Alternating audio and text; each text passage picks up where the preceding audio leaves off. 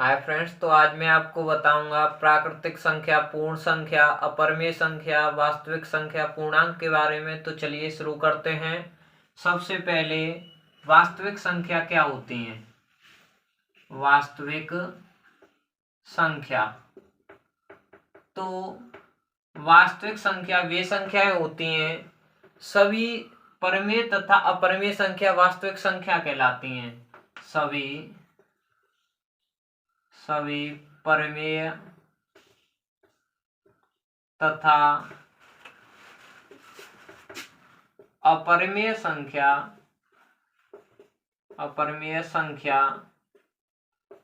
वास्तविक संख्या कहलाती हैं। वास्तविक संख्या कहलाती हैं, यानी सभी परिमेय और अपरिमेय संख्या वास्तविक संख्या कहलाती हैं। परिमेय संख्या मैंने आपको बताया है, अगर आपको नहीं पता है तो मेरी पिछली वाली वीडियो देख सकते हो, उसमें मैंने परिमेय संख्या के बारे में बताया। जैसे 2/3, 5/6, √5, तो ये सभी वास्तविक संख्या कहलाएंगे। अब आता है प्राकृतिक संख्या। तो प्राकृतिक संख्या क्या होती हैं। गिनती वाली जितनी भी संख्या होती हैं, एक से जीरो को छोड़कर गिनने की, जीरो को छोड़कर गणना की जाने वाली सभी संख्याएं प्राकृतिक संख्या कहलाती हैं। प्राकृतिक संख्याएं कहलाती हैं। जीरो को छोड़कर जो भी हम गणना करते हैं जिन संख्याओं से, वे सभी संख्याएं प्राकृतिक संख्या कहलाती हैं। जैसे 1, 2, 3, 4, 5, ऐसी बहुत सारी संख्या प्राकृतिक संख्या हो सकती हैं। सबसे छोटी व सबसे पहली प्राकृतिक संख्या 1 है। तो चलिए, अब प्राकृतिक संख्या आपकी समझ में आ गया होगा। अब पूर्ण संख्याएं, तो पूर्ण संख्याएं कौन सी संख्याएं होती हैं। वे संख्याएं जीरो सहित सभी प्राकृतिक संख्याएं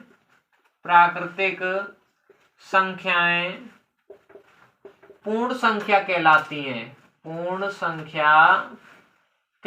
हैं।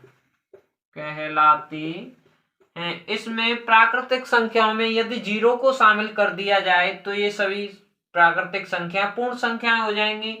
तो सबसे पहली व सबसे छोटी पूर्ण संख्या जीरो है। ऐसे ही करके 0, 1, 2, 3 अनंत तक हो सकती हैं। अब प्राकृतिक संख्या हो गया, वास्तविक संख्या होगा, पूर्ण संख्या हो गया। अब मैं आपको बताऊंगा कि पूर्णांक क्या होते हैं। पूर्णांक सभी धनात्मक तथा सभी ऋणात्मक संख्याओं को पूर्णांक कहते हैं। पूर्णांक क्या होते हैं। पूर्णांक सभी धनात्मक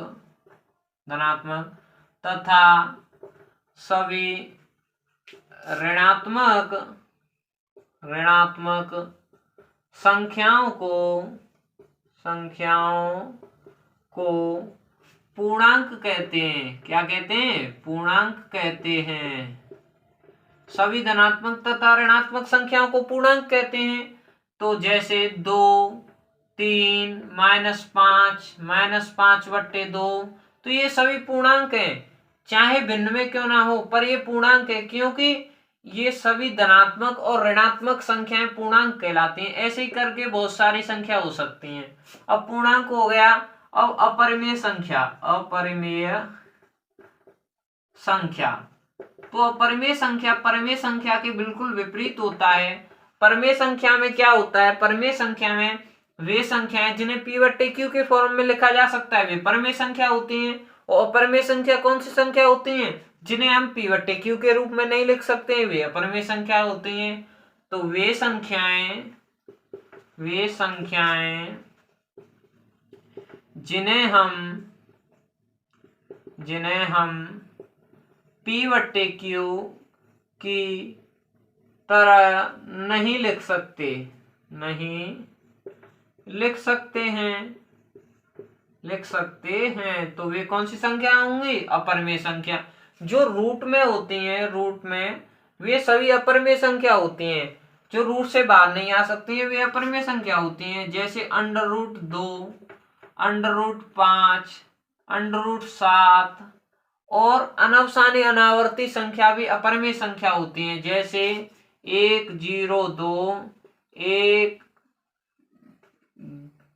0, 2, 0 ऐसे करके होती है कुछ संख्या ऐसे, 5, 7, 9, 0, 5, 7, 9, 0, 0, 5, 7, 9 ऐसे करके अनवसानी अनावर्ती संख्या होती है। तो ये भी अपरिमेय संख्या होती है, क्योंकि इसे p/q के रूप में नहीं लिख सकते तो ये अपरिमेय संख्या होगी।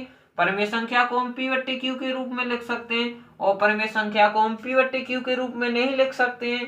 तो एक सवाल पूछता हूं मैं आपसे कि 0 एक परिमेय संख्या है या नहीं? आप कमेंट बॉक्स में कमेंट जरूर करें। अगर आपको वीडियो पसंद आई हो तो वीडियो को लाइक और चैनल को सब्सक्राइब जरूर करें, ताकि आने वाली प्रत्येक वीडियो का नोटिफिकेशन आपके पास सबसे पहले पहुंचे। धन्यवाद।